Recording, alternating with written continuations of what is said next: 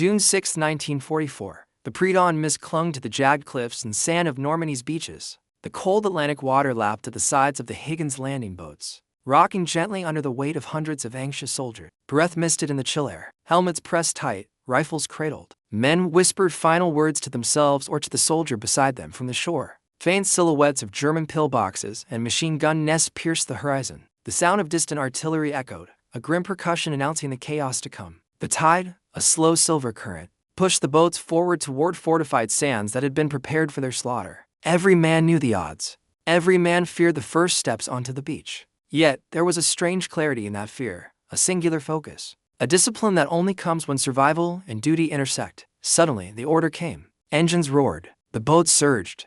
Wave after wave of U.S. soldiers poured toward the shore, faces set, hearts racing. Courage measured against the deadly storm ahead. The moment had arrived that would shock the German defenders and change the course of the war. By early 1944, the Allied forces had firmly resolved to open a Western front in Europe. The Soviet Union pressed from the east, and the Nazis had fortified their hold over France with an intricate network of defenses. Along the Atlantic Wall, stretching over 1,400 kilometers from Norway to the Spanish border, the wall included concrete bunkers, artillery positions, barbed wire, and thousands of mines. For the Germans, this was a fortress designed to repel any amphibious assault. The Allies, however, had been preparing for months. Operation Overlord, the codename for the Normandy invasion, demanded unprecedented coordination. Land, air, and naval forces had to operate in unison. Intelligence reports, aerial reconnaissance, and resistance networks provided crucial information about German troop placements and defensive strategies. Yet, uncertainties remained. Weather, tides,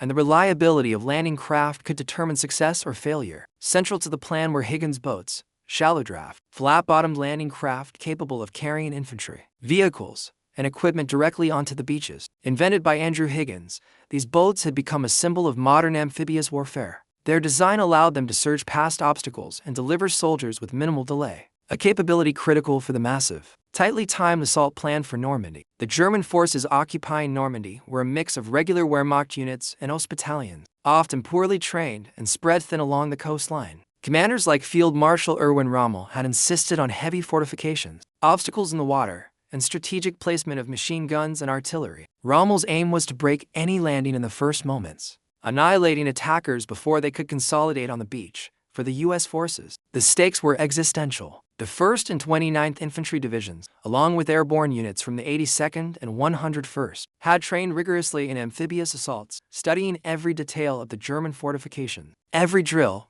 every simulation, every exhausted night spent rehearsing the timing of boat landings, artillery support, and infantry maneuvers was preparation for the moment they now faced. The first light of June 6, 1944. Beyond Normandy, the world watched and waited. The success of the Western Front was critical to alleviating pressure on the Soviets and opening a decisive pathway into German-occupied Europe. The invasion would demand extraordinary courage, precise execution, and technological innovation. And at the heart of it all, the Higgins boats, wave after wave, each carrying soldiers into the jaws of a heavily fortified enemy, would become the physical embodiment of the Allied gamble. The tension was palpable. On one side, soldiers trained and ready, their hearts pounding with anticipation. On the other, German troops, confident yet stretched, prepared to defend what they believed was an impenetrable coastline. The stage was set for one of the most decisive, shocking, and cinematic moments of World War II. As dawn approached on June 6, 1944, the Allied naval armada assembled across the English Channel, a fleet of over 5,000 ships stretching for miles. Battleships, cruisers, destroyers, and landing craft formed a colossal barrier against the open sea, each vessel carrying soldiers, tanks, and supplies. Air support from thousands of bombers and fighters patrolled the skies,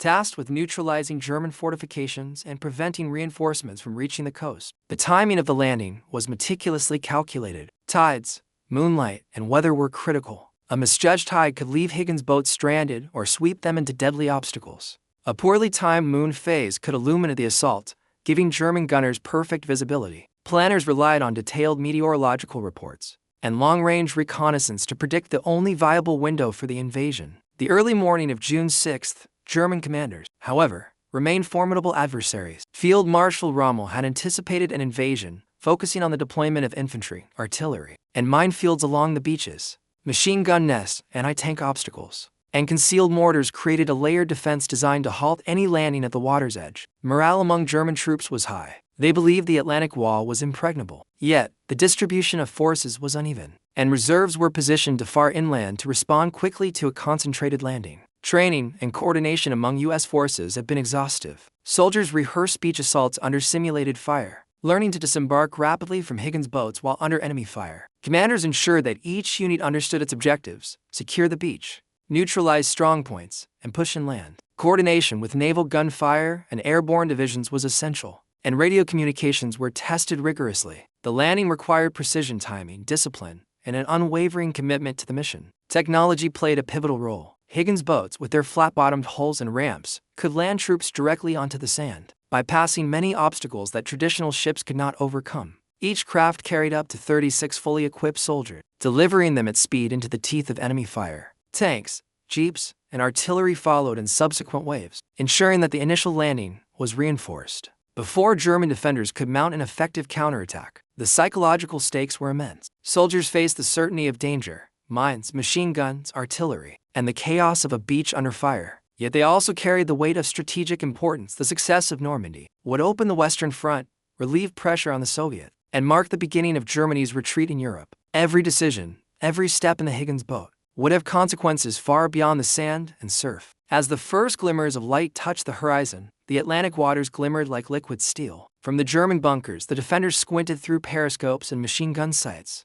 From the Higgins boats, soldiers braced themselves, weapons ready, hearts hammering. The world was about to witness a moment of relentless human courage. Wave after wave of U.S. soldiers hitting the beaches, ready to shock German troops and reshape the course of the war. Human angle, courage under fire in the darkness before dawn. The soldiers in the Higgins boats felt the weight of history pressing on their shoulders. Fear was universal. Many had never faced combat. Yet each man understood that the first steps onto Normandy's beaches could mean life or death. Helmets pressed tightly, rifles clutched. Soldiers whispered prayers or last words to comrades beside them. Every wave brought a new set of men into the Atlantic's icy embrace. Their faces pale but determined. The human dimension of the invasion was raw. Courage measured not in bravado, but in the decision to advance despite near-certain danger. Soldiers later recalled moments of surreal clarity, the water churning around their boats, the roar of artillery above, and the simple, instinctive drive to survive while fulfilling their mission. Tactical angle, the waves strategy *, the landing was executed in meticulously planned waves. First came reconnaissance and small infantry groups,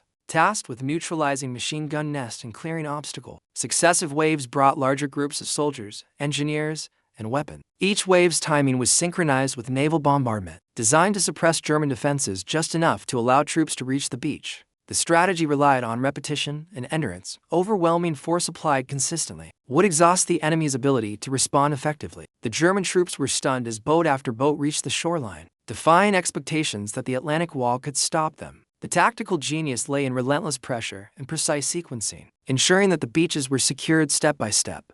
Technological angle, Higgins boats and amphibious innovation central to the operation was the Higgins landing craft, a design that revolutionized amphibious warfare. Flat-bottomed and shallow-drafted, these boats could approach beaches directly, their ramps lowering to allow immediate disembarkation. Each craft carried approximately 36 fully armed soldiers, enabling rapid deployment under fire. Engineers incorporated armor plating and reinforced hulls to survive obstacles, and light artillery fire. The design allowed successive waves to arrive quickly, maintaining momentum and preventing German defenders from regrouping. The boats' reliability and speed were critical. Without them, the synchronized assault of D-Day would have faltered under the weight of German fortifications. Leadership angle, command under pressure at the highest level. General Dwight D. Eisenhower, Supreme Commander of the Allied Expeditionary Force, bore the ultimate responsibility. Every decision, timing, landing order, allocation of resources rested on his shoulders. On the beaches, divisional commanders and company leaders directed soldiers under chaotic conditions, making split-second decisions under artillery and machine gun fire. German commanders, including Rommel, struggled with the scale and coordination of the assault. Their attempts to reinforce positions were hindered by Allied air superiority and misjudged reserves. Leadership on both sides influenced not only tactical outcomes, but also the morale and behavior of troops under immense stress. Enemy angle, shock and disarray among German Sturmgruppen soldiers were stationed behind reinforced bunkers, their confidence rooted in months of preparation. Yet, the relentless arrival of Higgins boats shocked them. Waves of troops struck with overwhelming speed and coordination, bypassing many of the obstacles intended to slow them. Commanders struggled to direct effective fire and panic spread. as their defenses were systematically neutralized. Reports from the time describe German troops stunned by the speed and audacity of the American landings, unable to anticipate the sheer scale of the assault. The human and technological synergy of the U.S. forces left the defenders scrambling and disoriented. Moral and psychological angle, fear, resolve, and momentum. Mental toll on soldiers in both armies was immense. For U.S. troops, fear was constant, yet discipline and training transformed that fear into a focused determination. German defenders experienced the reverse. Confidence eroded under relentless assault. Shock compounded by the visible success of successive waves. Psychological momentum became a decisive factor. Once the first wave established a foothold, German resistance faltered. Allied planners understood that morale, just as much as firepower, would determine the success of the invasion. The waves strategy was not only a physical assault, but a calculated psychological one designed to overwhelm, intimidate, and ultimately break the enemy's will to resist. The first waves had now landed, but the battle for Normandy was only beginning. Soldiers scrambled over sand, obstacles, and debris, while commanders adjusted plans on the fly. Waves continued, each landing carrying not just troops, but the weight of strategy, technology, and human courage converging on the beaches. Human angle, individual heroism amid chaos. Among the chaos of Omaha and Utah beaches, countless acts of individual courage emerged. Soldiers braved open fire to drag wounded comrades to cover. Medics ran across sand and obstacles, risking their lives to save others. The human story of D-Day was defined by split-second decisions: when to charge forward, when to provide cover, and when to endure until help arrived. Letters and memoirs later revealed that many soldiers felt an almost surreal clarity, a strange calm within the storm. The Higgins boats had delivered them to the jaws of danger, but training, camaraderie, and sheer willpower dictated survival. Each man became both a soldier and a lifeline for his fellow troops, embodying the human spirit in extreme circumstances. Tactical angle, beachhead consolidation, and coordination. As the first wave reached the shore, tactical coordination became critical. Engineers cleared mines and obstacles, while infantry units neutralized remaining machine gun nests. Subsequent waves brought artillery, tanks, and supplies, ensuring that the landing force could consolidate its position. Communications between naval artillery and frontline commanders allowed targeted bombardments of remaining defensive positions. German forces were often delayed by terrain, miscommunication, and the unrelenting arrival of waves. The tactical plan relied on momentum and relentless pressure, overwhelming the defenders before they could regroup. By mid-morning, multiple beachheads were established, demonstrating the effectiveness of amphibious strategy under fire. Technological angle, air support, and combined arms integration bind the Higgins boats. Air power played a pivotal role. Bombers and fighters targeted bunkers, gun emplacements, and reinforcement, softening defenses before landing. Paratroopers had been dropped inland in the early hours, disrupting German communications and supply lines. Tanks equipped for beach landings followed the infantry, providing mobile firepower against fortified positions. The integration of naval, air, and ground forces exemplified modern combined arms warfare, showcasing the power of technology, coordination, in achieving strategic objectives. Leadership angle, German response and tactical limitations. German commanders, including Rommel and von Schlieben, faced unprecedented challenges. Attempts to coordinate counterattacks were hindered by poor visibility, disrupted communications, and the rapid pace of Allied landing. Reserves were often stationed to far inland to provide timely support. The German command structure, while discipline, could not adapt quickly to the scale and intensity of the assault. Reports from the front describe officers shouting orders over the roar of gunfire, only to find their troops pinned down or forced into retreat. Leadership, or the inability to respond effectively, significantly shaped the outcome of the early hours of D-Day. Enemy angle, psychological collapse under overwhelming force. Impact on German troops went beyond physical casualties. Shock, confusion, and fear spread rapidly as waves of soldiers advanced with precision and speed.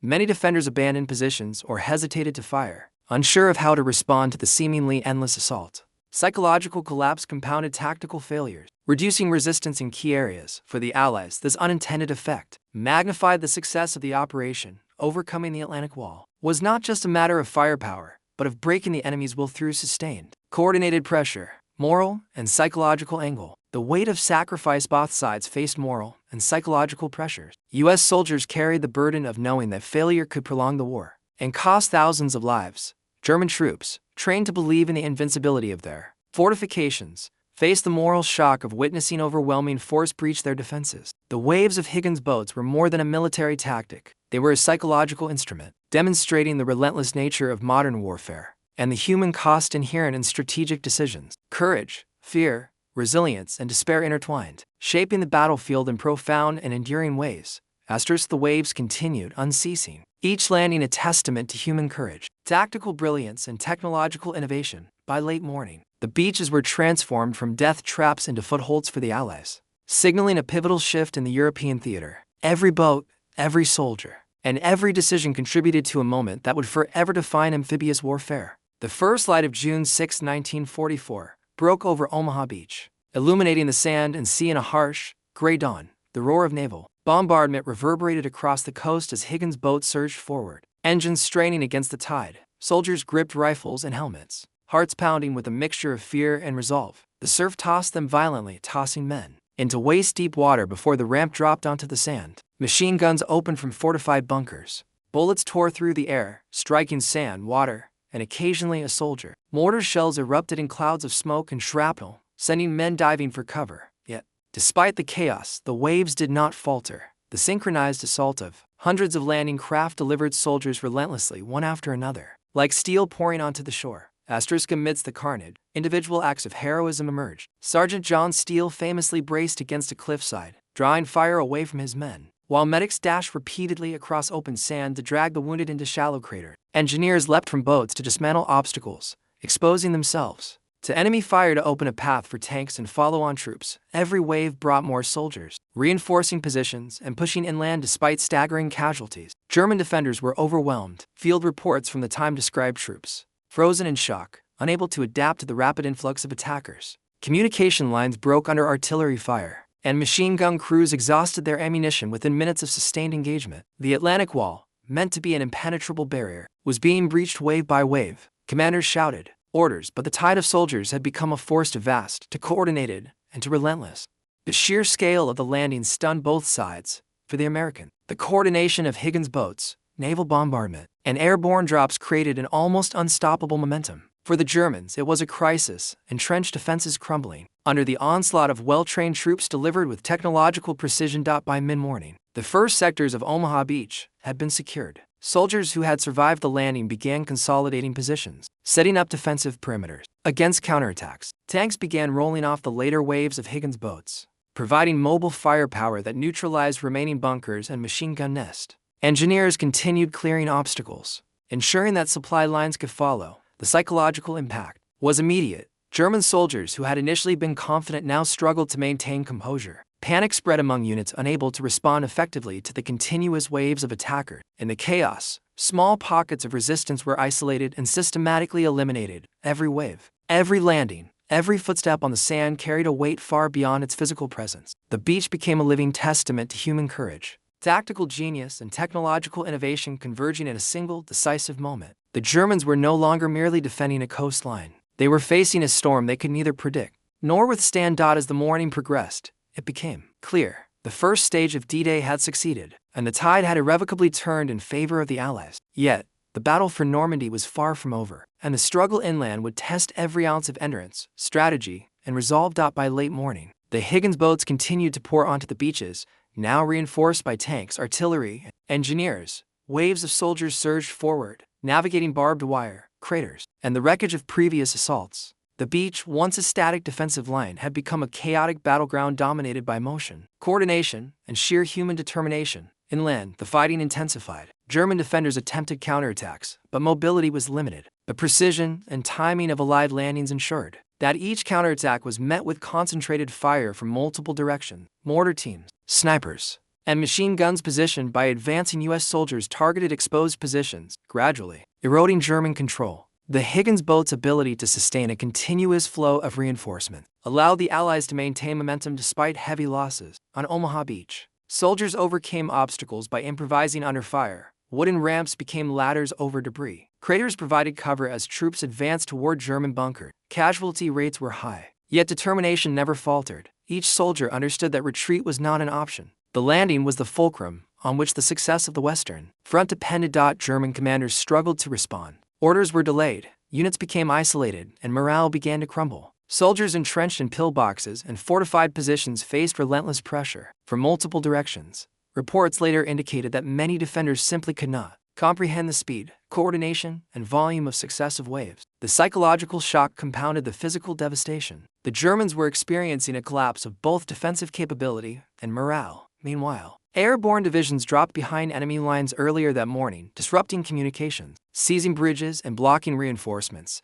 These paratroopers created strategic confusion, preventing German commanders from effectively reallocating their forces. Combined with the beach assaults, these maneuvers sealed the fate of the coastal defenses. By mid-afternoon, the first beachheads were secure. The initial objectives: clearing obstacles, neutralizing key fortifications, and establishing supply routes had been achieved. Tanks and artillery rolled inland, supported by waves of infantry arriving on subsequent Higgins boats. Soldiers pressed forward, pushing German defenders further back and expanding the Allied foothold on French soil. The turning point was unmistakable. The Normandy beaches, once seemingly impregnable, were now in Allied hands. German forces were disoriented, their initial confidence shattered. Allied soldiers, despite exhaustion and casualties, continued to advance with precision and coordination. The integration of naval, air, and ground forces had succeeded beyond expectation, demonstrating the effectiveness of meticulously planned amphibious warfare. As the day ended, the beaches bore the scars of relentless assault. Craters, wrecked vehicles, and makeshift defensive positions litter the sand, yet the human spirit had prevailed. Soldiers had crossed a deadly expanse, faced overwhelming fire, and established a foothold that would allow the liberation of Western Europe to begin. The success of D-Day was not measured solely by territory gain but by the momentum and morale it generated. German defenders had been shocked and unprepared for the relentless waves of U.S. soldiers delivered by Higgins boats. This day would mark a decisive shift in the European theater, proving that meticulous planning, technological innovation, human courage could overcome even the most formidable defenses. The battle for Normandy had begun, and the tide of World War II was turning irrevocably. The morning of June 6, 1944, concluded with beachheads firmly established on Normandy sands. The relentless waves of Higgins boats had delivered thousands of soldiers, artillery, and vehicles, overwhelming German defenses that had once seemed impenetrable. Casualties were high. American forces suffered heavy losses, with estimates of over 1,000 killed and several thousand wounded just on Omaha Beach alone. Yet, every soldier who survived contributed to a foothold that would allow subsequent waves to advance. Inland. The German defenders, despite months of preparation, were stunned by the speed and coordination of the assault. Field reports describe panic spreading through units, machine gun nests silenced, and artillery positions abandoned or destroyed. Officers struggled to maintain command over disoriented soldiers. For many, the sight of continuous waves of Allied troops pouring onto the shore was both shocking and demoralizing. What had been expected as a potentially manageable invasion had become an unstoppable force. Logistics and technology proved decisive. The Higgins boats, moving in rapid succession, ensured that no pause occurred between waves. Reinforcements, including tanks and supplies, followed closely, preventing German forces from regrouping. Air support continued to suppress enemy positions inland, while paratroopers disrupted communications and reinforcement routes. This integration of land, sea, and air created a battlefield environment in which German tactical advantage was neutralized. Beyond the immediate combat, the human cost was evident. Soldiers confronted the visceral realities of modern amphibious warfare. Comrades falling in the surf, injuries sustained under relentless fire, and the psychological strain of advancing under extreme danger. Yet, these human sacrifices laid the foundation for success. Acts of bravery, improvisation under fire, and disciplined execution of pre-planned objectives allowed the Allies to achieve what had seemed improbable: a foothold on the continent that would not be relinquished strategically. D-Day represented a seismic shift in the European theater. The successful landing forced the Germans to divert resources, weaken their Atlantic wall, and open a western front that would strain their forces against the Soviets pressing from the east. The psychological impact on both sides was profound. For the Allies, it demonstrated that careful planning, technological innovation, and unwavering courage could overcome even the most formidable defenses. For the Germans, it signaled that their once seemingly invulnerable fortifications could be breached by coordinated, relentless assault. Historians later noted that the success of D-Day hinged on several factors: meticulous planning, extensive training, technological innovation with the Higgins boats, and the human resilience of soldiers facing overwhelming odds. The lessons learned would influence amphibious operations for decades, shaping military doctrine and demonstrating the critical interplay of technology, tactics, and morale in modern warfare. By evening, the beaches of Normandy bore both the scars of combat and the promise of Allied advancement. The first step in liberating Western Europe had been taken, and the shock delivered to German troops by the unending waves of U.S. soldiers would echo in their reports. memories, and the subsequent conduct of the war, the battle was far from over, and inland fighting would test every ounce of Allied endurance and tactical ingenuity. Yet the initial success at the beachhead marked a decisive moment. The tide of war had irrevocably shifted.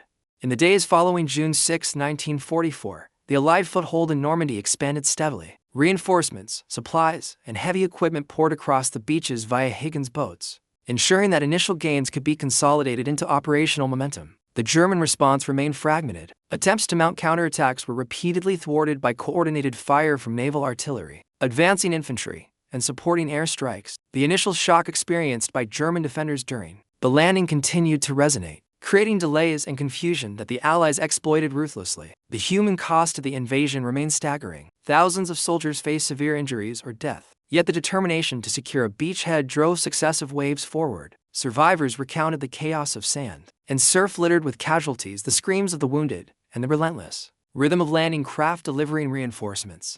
Medics, engineers, and soldiers alike navigated a landscape of fire and debris, often improvising solutions to continue the advance. Despite the horrors, every act contributed to a broader strategic success, demonstrating the interplay of courage, discipline, and preparation in the crucible of modern warfare. From the German perspective, the psychological blow was immense. Commanders like Rommel realized that the Atlantic Wall, designed to repel an invasion, had failed. Troops stationed in bunkers and fortifications had been unable to stop the unceasing arrival of U.S. soldiers. Panic, confusion, and exhaustion undermined their ability to mount effective resistance. Reports from the front described troops abandoning positions, misfiring due to stress, or simply retreating under the relentless pressure of coordinated assaults strategically. D-Day shifted the European theater. The establishment of secure beachheads allowed Allied forces to move inland, linking with airborne units and beginning a methodical push through Normandy. German forces were forced into defensive withdrawals, unable to concentrate sufficient strength to repel the Allies. Morale among the Allies soared, while German confidence waned. Military analysts later noted that the combination of Higgins' boat landings, tactical planning, and air-ground coordination exemplified a revolution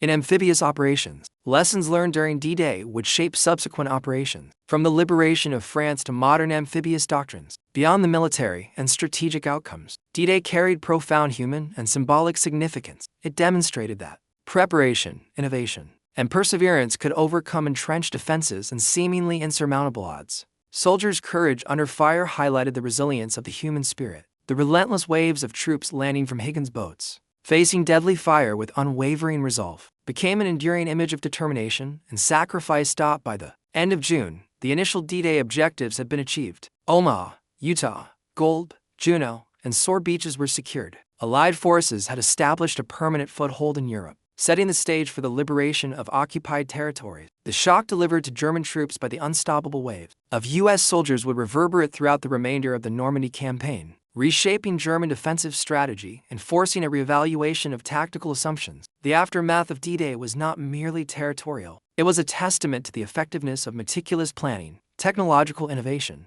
and human courage converging at the critical moment. The beaches of Normandy, once a symbol of fortified dominance, had become a launching point for liberation and a profound turning point in World War II.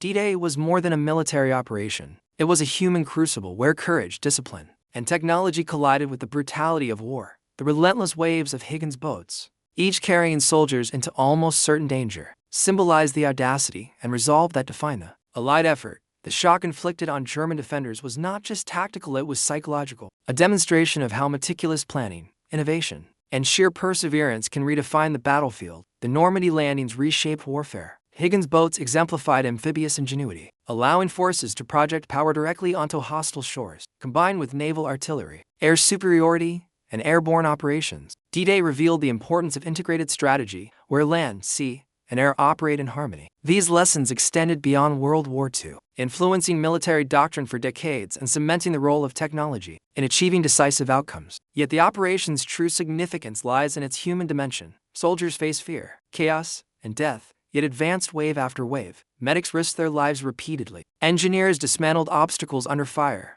Leadership, both on the front lines and at the highest command, guided men through overwhelming uncertainty. Every act, every decision, and every sacrifice contributed to a historic turning point. D-Day also serves as a reflection on the weight of responsibility and the cost of freedom. The bravery of those who stormed the beaches, juxtaposed against the shock and collapse of defenders, underscores the complex moral and psychological dimensions of war. It reminds us that victory is not abstract, it is earned through strategy, courage, and resilience, often at immense human cost. The beaches of Normandy, once a symbol of formidable defense, now stand as a testament to the intersection of human endurance and technological innovation. The waves of Higgins' boats did more than deliver soldiers. They delivered a decisive shift in the tide of history. Through the smoke, surf, and sacrifice, the world witnessed the power of preparation, courage, and relentless resolve. D-Day was not only a victory of strategy, it was a victory of the human spirit, proving that even against the strongest defenses, perseverance and coordination can change the course of history.